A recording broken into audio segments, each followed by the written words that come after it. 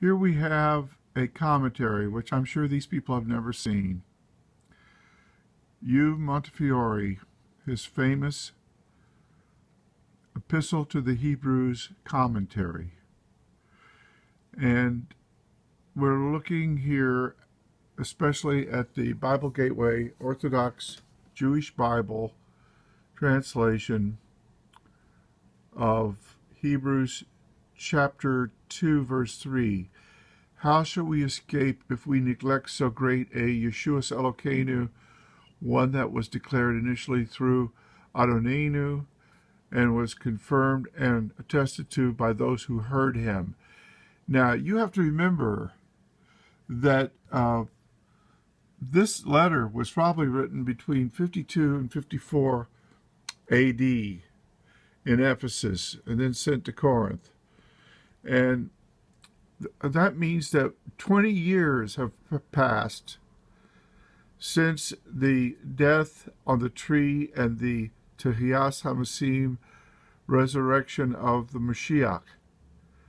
Only 20 years. Now look, it's 2017. It's almost 20 years since 9/11. Think how recent 9/11 is. And that's how recent these occurrences are. And Montefiore makes a very strong case that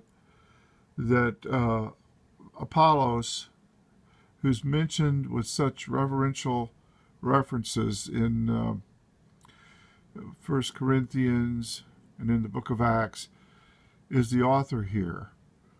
That he is speaking to these Ephesian believers, some of whom are tempted to stop coming to the meetings because of the fear of the Alexander the coppersmith, the idol-making business in Ephesus, and all the persecution that Paul and Timothy and others had gone through here.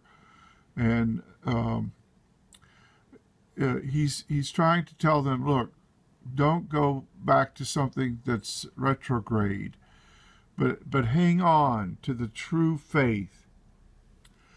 And let me just read from the Complete Book for Artists for Israel for a few verses here, a few references, a few words. This is on page 911. This, by the way, is if you just go to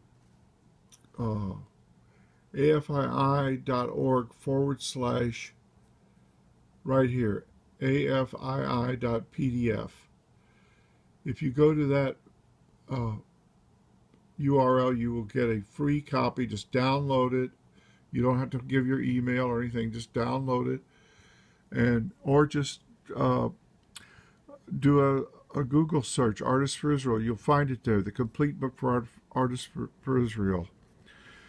If all this was fermenting in Ephesus in the early AD 50s, many of the Jews in the Ephesian congregation would be afraid of both Alexander, we're talking about the coppersmith, and the Ephesian lynch mob that had a vested interest in the idol-making business. See Acts 19:23-41.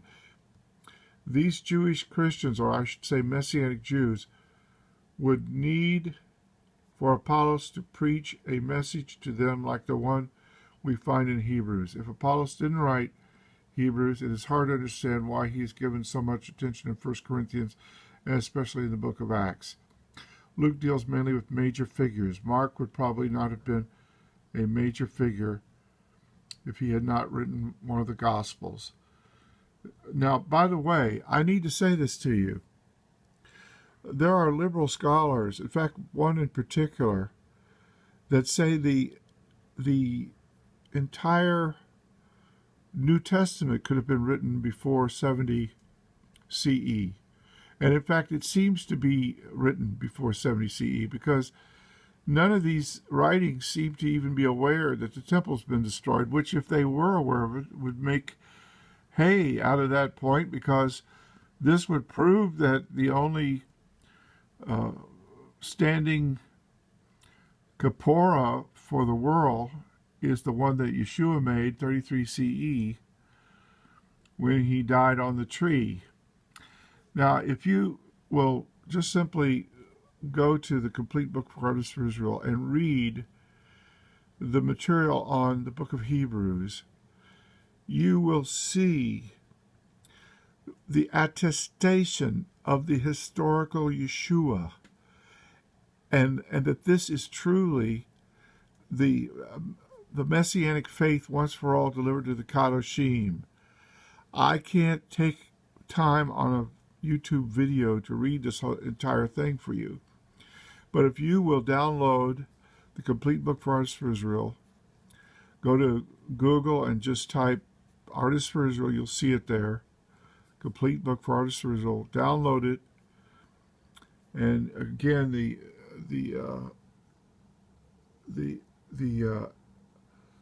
URL is afii.org/afii.pdf, all lowercase.